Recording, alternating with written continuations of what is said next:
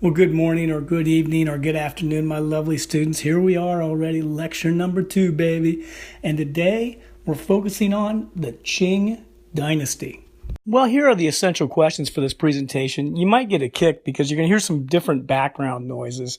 I was taping this at home. There's a thunderstorm going on at one point. Somebody was mowing the lawn, so you might hear lots of interesting background noise.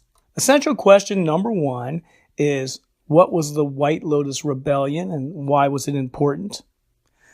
Number 2 is, what was the Opium War and why was it important? Number 3 is, what was the Taiping Rebellion and why was it important? And then finally, who's this interesting character called Sushi? So those are the interesting essential questions. Let's get going. Last lecture, we talked about this dynasty called the Ming Dynasty, which saved China from foreign intervention at the hand of the Mongols. And then we talked about the Qing Dynasty, the dynasty that saved China from intervention at the hands of the Japanese. They're trying to work their way into Korea.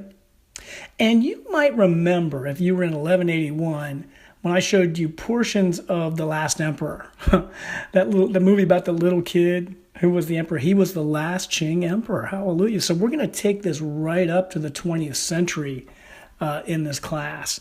And I think you're going to find that fascinating and familiar. Now, here's the thing. We're going to focus on China in roughly the year 1800. We're going to focus on this Qing dynasty. And the Qing dynasty was initially extremely successful. I mean, think about the things that they did. They pacified the country. They protected it from exterior invasion, and they pacified the country internally from ambitious provincial leaders. So that's big. I mean, feeling safe is huge. And people in China were grateful to the Qing for doing this.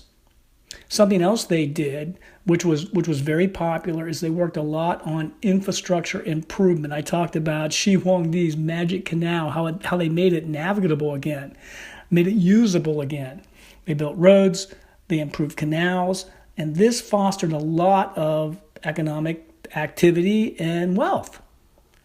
Something else they did was, and this is greatly important for China's psyche, is they engaged in territorial expansion, particularly to the arid but valuable lands of the West. You can see the map of China looks pretty much like the map of China today. Now, here's the downsides. Remember, a lot of Chinese looked at them as foreigners. They were from Manchuria. They were Manchus. And even though they adopted Chinese culture, there was this feeling like they didn't quite belong. Something else that happened as a result of their successes with infrastructure and increased economic activity was a massive population explosion. I talked about this in the last lecture. China's population was 350 million in 1800. That's probably 35% of the world population at the time. And what happens with population growth is it leads to all kinds of stresses and strains in the system, and that was certainly true of China. Now, one thing that China did is very xenophobic, and they had this system called the Canton system, which I described last lecture. All European commerce was funneled through this port city of Canton in the south of China. And the Europeans tried to get their foot in the door. Remember the McCartney mission and what an abject disaster that was. So you have China in a situation in 1800 where there's a lot of things under the lid which are ready to boil up. You have environmental degradation, skyrocketing population, really the inability to handle all these people, and a total unwillingness to look outside for help. And I'm going to tell you something, man. The Europeans thought the Chinese in 1800 were ridiculous people, totally with their heads buried in the sand, refusing to accept the modern world. The Qing dynasty was definitely feeling the strains by the year 1800. But one fascinating chapter is the White Lotus Rebellion that took place from 1794 to 1804. So a decade experience. Now, to understand the White Lotus is key. The area where this rebellion takes place is a central Chinese province called Sichuan. You may have heard of Sichuan cooking. It's very spicy. I like it. But here's the thing. This concept of the White Lotus is something that didn't start in 1794. It's a Buddhist idea. This concept, they're a religiously motivated group, and they tend to want to rebel against corrupt governments or governments are controlled by foreigners. And you have to understand that many people in China looked at the Qing as foreigners. They're Manchus. They're from Manchuria. They're not Chinese. The White Lotus Society was active during the rule of the Mongols. Then it would go into a period of decline or hiding, and then it would reemerge again. So it reemerges again in 1794, and it starts as a simple tax revolt. In other words, local tax officials are corrupt and they're scamming people. Gained a lot of support of the locals, and then all of a sudden they started to conquer territory. So the Qing dynasty freaked out about this, and for 10 years they battled sporadically this White Lotus rebellion. Now, obviously the White Lotus was not successful. One thing that was really interesting about the White Lotus is they looked at the second coming of the Buddha, very similar to what some Christians look at as the second coming of Jesus, Book of Revelations. Very similar ideology. Fascinating. But here's the thing, man. The White Lotus rebellion is evidence of this phenomenon in Chinese history of once the local leaders become corrupt, there's going to be rebellion. The concept in 1181 of the Mandate of Heaven, this feeling that the Qing dynasty among many Chinese is illegitimate. The next episode of this story is just tragic and disgusting.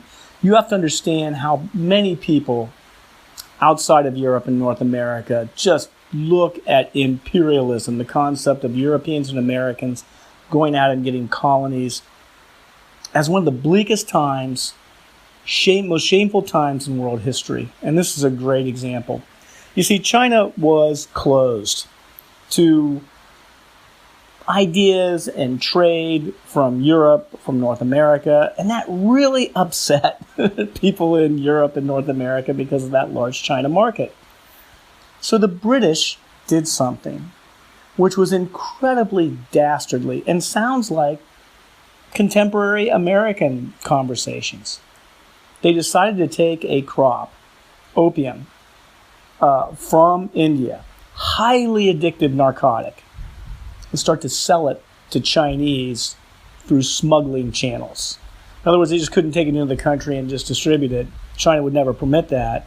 So they contacted Chinese smugglers and they started to import mass quantities of opium into southern China. Now here's the problem with opium. It's highly addictive.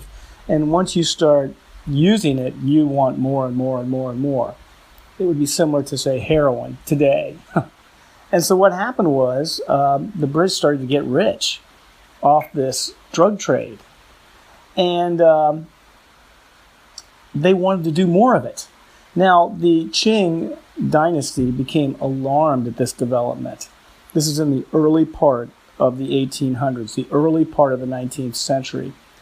And so they debated something. It's crazy. They debated whether to just legalize it and tax it, sound familiar, or to stamp out this trade. They sent a emissary to the southern port city of Canton to meet with the British to talk about, hey, look, man, this is an awful thing you're doing. And the British were like, the heck with you, man. And so the Chinese said, we're not going to let you import this terrible narcotic into our country. Britain declared war on China for China not permitting them to import narcotics into their nation. This is 1839 to 1842. It's called the Opium War. It's one of the darkest episodes in imperial history. And I want to tell you something, the Chinese were no match for the British in this war. The British had modern weapons, crafted, forged in the Industrial Revolution, and they absolutely wasted the Chinese on sea and on land. Every place they fought, the Chinese got obliterated. The British worked their way up the coast, went inland from Shanghai, and captured the city, the very significant Chinese city of Nanjing, which the British called Nanking. At this point, the Qing emperor surrendered. The Treaty of Nanking was signed in 1842, and it was like opening the floodgates. From this point forward, China is subjected to one humiliating treaty after another at the hands of Europeans, and all because, again, their xenophobia in the past would not allow them to embrace the Industrial Revolution. So they were at the mercy of Europeans. Now, check this out, man. The Treaty of Nanking ended the Canton system. In other words, there was going to be a lot of port cities through which European products could come, and this opened the incredibly important port city of Shanghai. Shanghai is at the mouth of the Yangtze River. It would be similar to New Orleans here in the United States. China had to give the United Kingdom Hong Kong, which became a British colony all the way up to 1997. Tremendously humiliating for the Chinese. The Chinese had to assume war guilt for starting the Opium War and then pay the British. They also, in a later treaty, gave the British a classification called Most Favored Nation status, meaning that any trade concession they made to any nation, they had to automatically extend to Great Britain. One interesting thing about this is it prevented China from being colonized by European countries because of this Most Favored Nation designation. So, in a sense, the European nations agreed to just kind of share China, and all could thrive and prosper. These treaties were really amazing, and in the 1860s, Britain had China sign a treaty that allowed them to sell opium legally inside the country. And also, European countries were able to get China to agree to allow Christian missionaries to work throughout the nation. Now, when you guys hear the word Christian missionary, you might have a very favorable impression of that. And in many cases, these Christian missionaries would go in and feed people and give them jobs and clothe them and set up hospitals and all those positive things. But it was tremendously humiliating to Chinese for them to be there. You have to understand that a missionary, by its nature, you're trying to convert somebody to something else. So imagine if a foreign missionary came to your house and tried to convert you to a religion that was different than your parents'. They probably wouldn't be very receptive to that, to say the least. Now, in these port cities where the Europeans were able to get these footholds, they set up this incredible system. They would carve out whole parts of the city and create their little zone of occupation. In other words, there'd be a little British sector or an American sector or a German sector in these large port cities in China. And native Chinese were not allowed to go into these sectors. And if they did, they would be subjected to a lot of human rights abuses. So the upshot of all this is that China as a nation is almost stopping to exist. It's almost ceasing to exist, and it is experiencing incredible humiliation at the hands of the Europeans. China in the mid-19th century, roughly 1850, was in this time period of incredible transition. And to be honest with you, most of the forces were not positive for the Qing dynasty. Now, the humiliation of the Opium War, just a decade before, undermined any type of Chinese confidence. And then there's two other concepts that I want to introduce to you here, because these two concepts are going to be powerful in creating one of the most violent civil war that you've never heard of. Now, the first one is this concept of the Hakkas. China is such a large place. It goes back so long in time.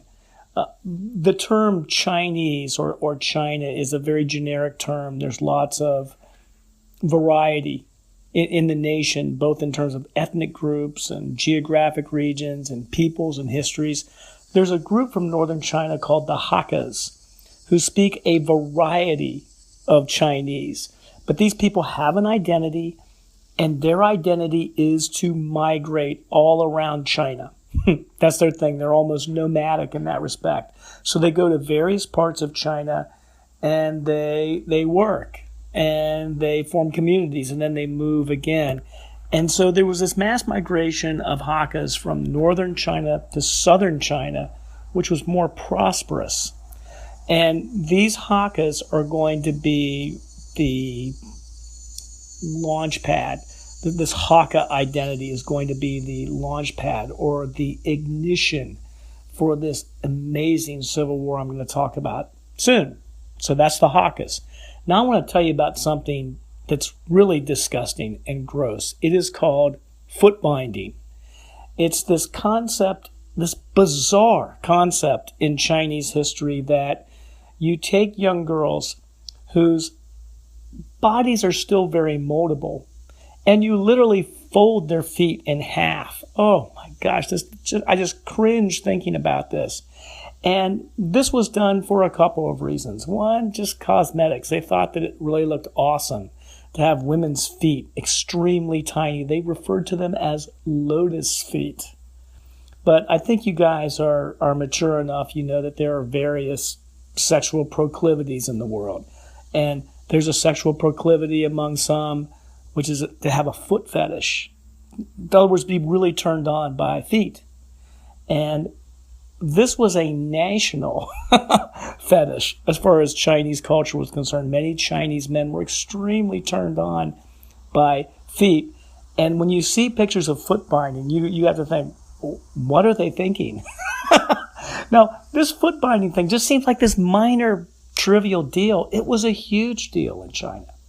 And one thing about it is the Hakkas think that it is disgusting and perverse. And it's going to be one of the things that motivates a lot of people in this upcoming bloodbath. Well, in order to talk about this amazing event called the Taiping Rebellion, the most catastrophic global event that you've never heard of, I got to put things in perspective.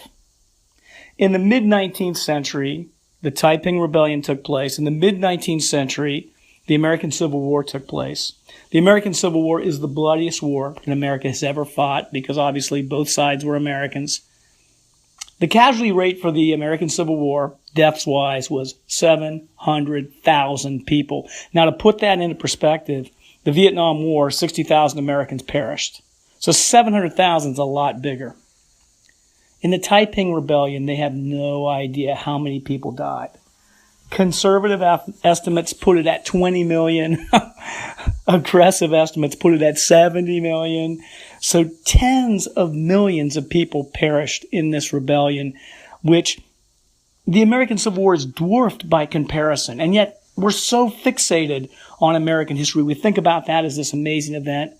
What happened in China dwarfs that. So in order to get this whole thing started, we have to talk about this fascinating character called Hung Shi O Chu Wan, one of the most significant figures in the last 300 years globally. And again, you've never heard of him. He was a Hakka. And like most Hakkas, they migrated around and they worked very hard and they established themselves, but they were by no means on top of the social pyramid. But he embraced the Confucius ideal of you can get to where you want to go through education. So he tried to work his way into the civil service, but he kept failing the civil service test. So he became embittered. He became furious that the Qing dynasty was somehow rigged, out to get him personally. Now, he started hanging around American and British missionaries, Protestant missionaries in the port city of Canton. Was very impressed with Christian ideology, but he decided to morph Christian ideology into more of a Chinese manifestation. And so what he came to believe was that he was the brother of Jesus Christ. And he created a movement called the Heavenly Kingdom of Peace. And they had one goal: to drive the hated Manchus out of China, to rid the country of these foreign rulers. Now, one other thing that was really interesting, he was absolutely opposed, as all Hakkas were, to the concept of foot binding. So not only did he appeal to poor Chinese, but he also appealed to Chinese women who joined his army, and he let them fight in battles, which was unheard of in the 1850s. So this guy is going to be an earthquake in southern China, an earthquake that the Qing dynasty is really going to struggle to respond to. The Taiping Rebellion lasted from 1850 to 1864, 14 brutal years in China, and that coincides roughly with the American Civil War. And Hung Shi Ao Chuan, his soldiers were a definite threat to the Qing dynasty. The Qing just could not defeat these people. So what this war did, I could go into the details of the war, but that's not important. It's a fascinating subject if you're looking for a good topic at the end of the semester to write about. But what the war boiled down to was this. The Taiping rebels took over the city of Nanking, just upriver from Shanghai. And so the war was a prolonged siege of the city of Nanking, and those Taipings, they just could not defeat them. Shanghai mushroomed in terms of population as a result of this because it was a big staging ground. Now, one question that some of you really smart kids might be thinking is, well, the Europeans don't like the Qing dynasty. These people, these Taipings, are ostensibly Christians. Could they jump in there and maybe tilt the tide in favor of the Taiping rebels? And the answer was maybe. The British and the French in particular were very interested in doing more business in China, and so they looked at the Taipings as a potential opportunity. But once they got in there and they saw these people, they realized that they were a bizarre sect, a bizarre addition of Christianity that they didn't recognize. So they decided to keep their distance from supporting them, but also strike a blow at the Qing dynasty. There was another daggone Opium War. It's called the Arrow War from 1856 to 1860. And once again, the British and the French just did a number on the Chinese military and defeated them, got even more favorable provisions in the next treaty to end this war. And then once the Qing was once again defeated and more amenable to European incursion, they decided to throw their weight toward the Qing dynasty and the Taiping Rebellion. And once the Europeans were supplying the Qing dynasty, the Taiping Rebellion slowly and painfully wound down. But as you're going to learn here, it devastated the country. The Taiping Rebellion devastated China. And this devastation was not only economic. China was in desperate straits financially. They invested all this money to win the war, and there was virtually no revenue coming in. They had to pay indemnities to the European powers after the First and Second Opium Wars. But also the war itself devastated agricultural lands. So the country itself was suffering from productivity. Now, granted, the Qings won the war, but it's what we like to call in history a Pyrrhic victory. If you're familiar with Greek history, the Peloponnesian War was this massive conflict between Athens and Sparta that Sparta eventually won, but both sides were so weakened by the conflict it was a victory not worth winning. So even though the Qings came out victorious, China's never going to be the same. Now, in order to try to develop some or generate some revenue, what the Chinese government did, which they had to do, was they had to decentralize authority in terms of revenue collection. So, in effect, what they did was they turned local provincial leaders loose and said, collect as much revenue as you can, do it however you can. And this empowered these people and took power away from the central monarchy. Key in this is a character by the name of Zheng Guofan. And this guy right here is the epitome of a provincial leader in China in the later Qing period who has amassed all this power because of decentralization. That's his significance. But something else that these local provincial leaders did was they relied heavily on foreigners as advisors and oftentimes business partners. So what that did was just increase more foreign influence. It also unleashed a lot more missionaries, which was controversial. So China is in this stage of it just seems like it's kind of breaking apart. Now, the central monarchy, fascinating story, came under the influence of a woman. Now, her original job, by the name, her name is Su Shi. If you remember the Last Emperor movie, if you were in 1181, she's the bizarre woman in the beginning. She is the Empress Dowager. And she came to the Chinese Qing court as a concubine. Now, if you're not familiar with what a concubine is, it's like being a harem girl. It's a little higher than that. It's a little bit more respected than being a harem girl, but you are certainly not on the level with the king's main wife or queen. So she got pregnant, and the boy that she gave birth to eventually became the emperor. And so what she was able to do was act as a regent, pretty much tell this kid what to do, and this kid did it. And then he died, and she was able to elevate her nephew to emperor, and she pretty much told him what to do too. So even though she wasn't officially the emperor, she was the decision maker. And she was all about this decentralized power, giving the provincial leaders authority to collect revenues, and also she understood this concept that China needed to modernize, needed to industrialize, or else it was going to be increasingly irrelevant. Now, you can see this story is going to continue, but that's it for now. I can't wait to come back.